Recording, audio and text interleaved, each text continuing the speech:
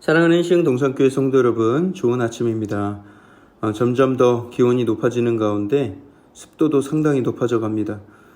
체력적으로 굉장히 많이 지칠 수 있는 시기인데요.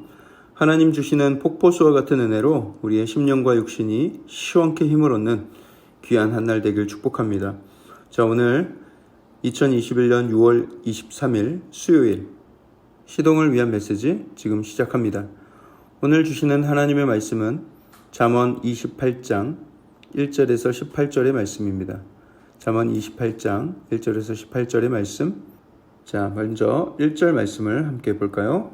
악인은 쫓아오는 자가 없어도 도망하나 의인은 사자같이 담대하니라.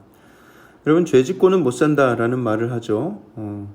제가 그 말을 돌아볼 때 그러면 이 땅에 살 수 있는 사람은 누가 있을까라고 반문하고 싶습니다. 여러분, 언제 우리가 죄 짓고는 못 산다라는 말을 쓸까요? 제 얘기는 아니고요. 저와 아주 가까운 지인이 겪었던 일인데요.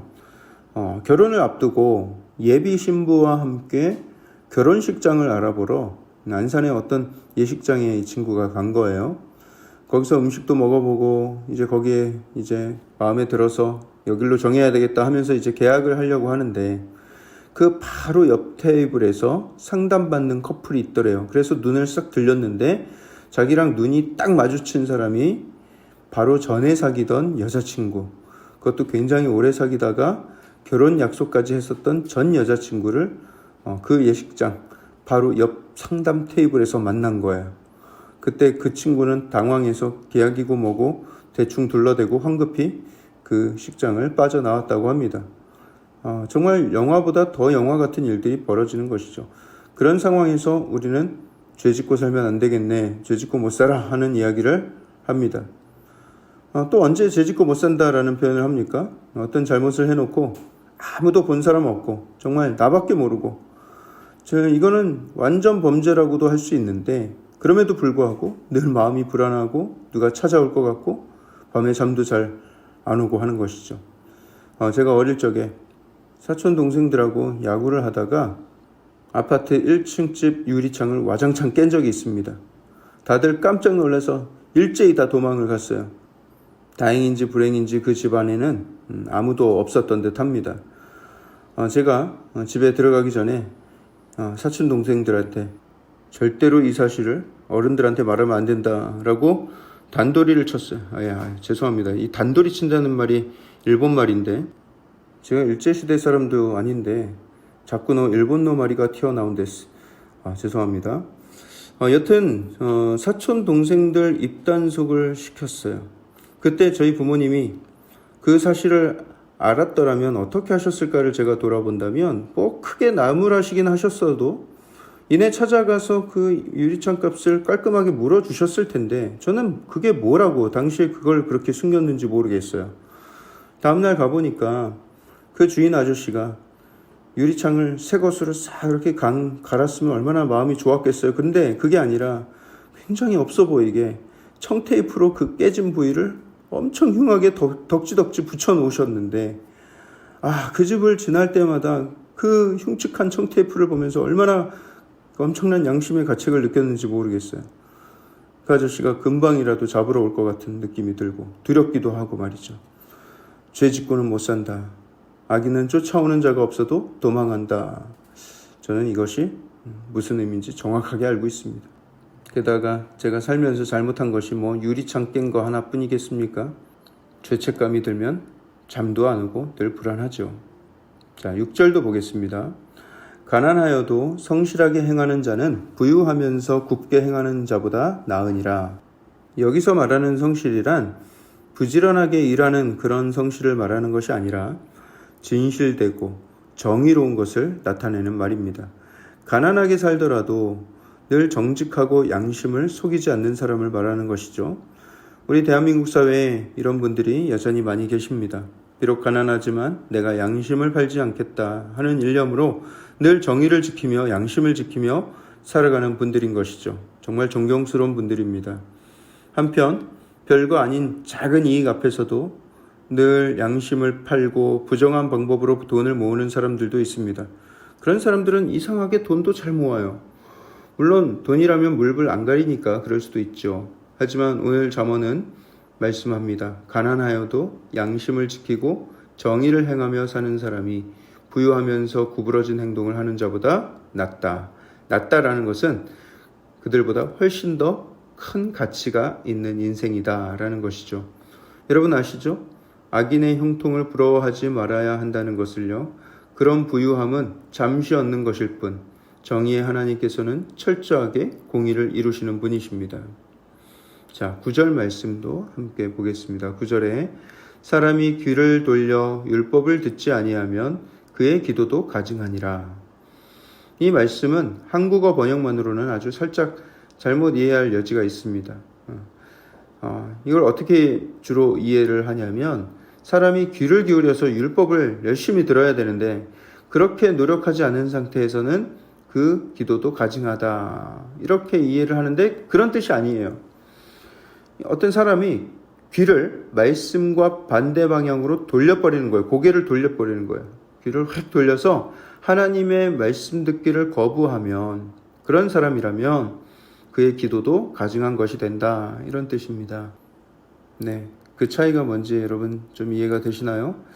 하나님 말씀대로 살려고 노력하며 살다가 어쩌다 실수로 어기게 된 수준이 아니라 하나님의 말씀이 불편하고 귀찮게 여겨져서 적극적으로 멀리하며 살아가는 모습이죠. 그러다가도 자기가 급할 때는 또 하나님을 찾습니다. 하나님의 말씀에는 관심도 없고 순종할 마음도 전혀 없어요.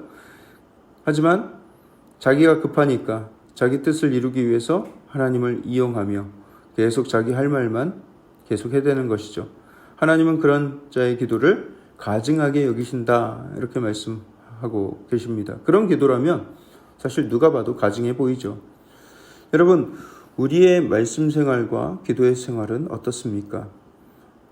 하나님의 말씀을 대부분은 다 귀 기울여 듣지만 내가 듣기 거북하고 내가 듣기 싫을 때는 마치 노이즈 캔슬링 헤드폰을 쓰듯이 하나님의 음성을 차단하고 있지는 않습니까?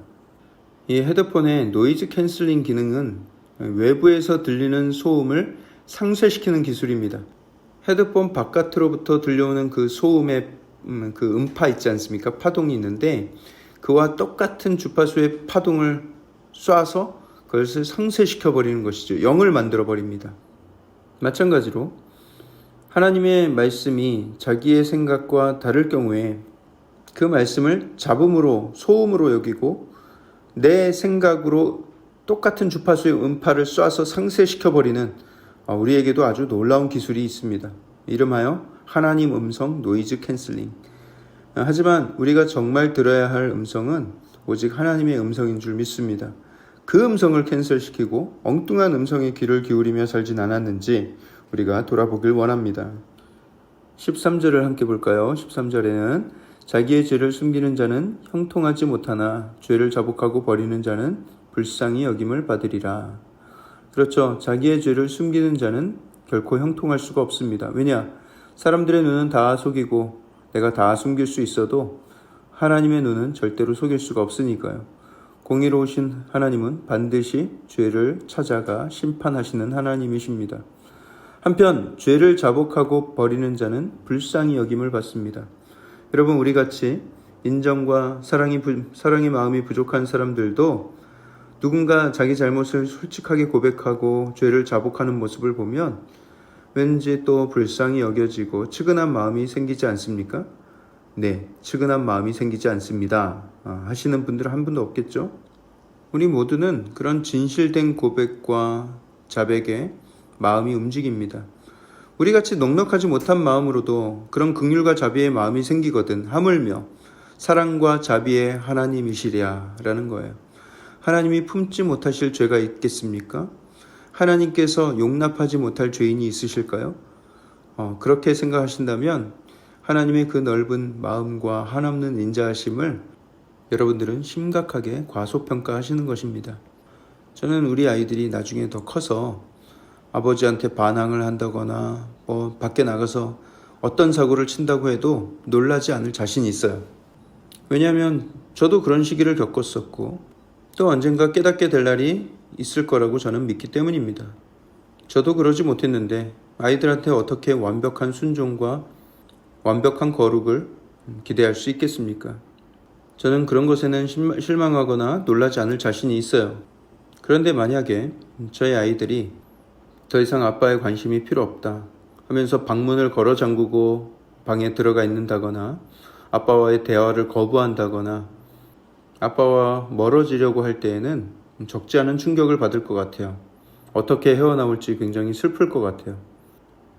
저는 우리 하나님의 사랑도 그러하다고 생각을 합니다. 하나님은 우리의 그 어떤 범죄에도 놀라지 않으실 거예요. 너가 어떻게 그런 짓을 할 수가 있냐?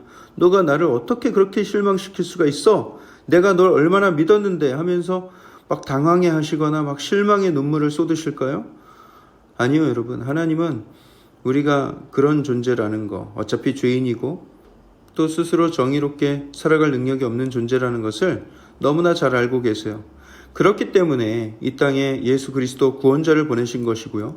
그렇기 때문에 보혜사 성령님을 의지하여 살게 하시는 것입니다. 우리의 그 어떤 악행에도 놀라거나 마음 아파하시진 않는데, 그러면 언제 실망하시고 언제 아파하시는가? 우리가 방문 걸어 잠글 때, 아버지를 더 이상 찾지 않을 때, 아버지를 떠날 때, 그때는 너무나 마음 아파하실 거예요. 하나님은 우리에게 완벽한 삶, 거룩한 삶, 완전한 삶을 기대하지는 않으십니다. 우린 그럴 능력도 없고요. 하지만 그렇기 때문에 자녀된 우리가 늘 하나님을 찾고 의지하여 살기를 원하시는 것이죠.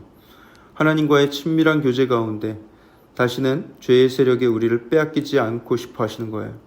너무나도 큰 값을 치르면서 우리를 양자 삼아 주셨기 때문입니다.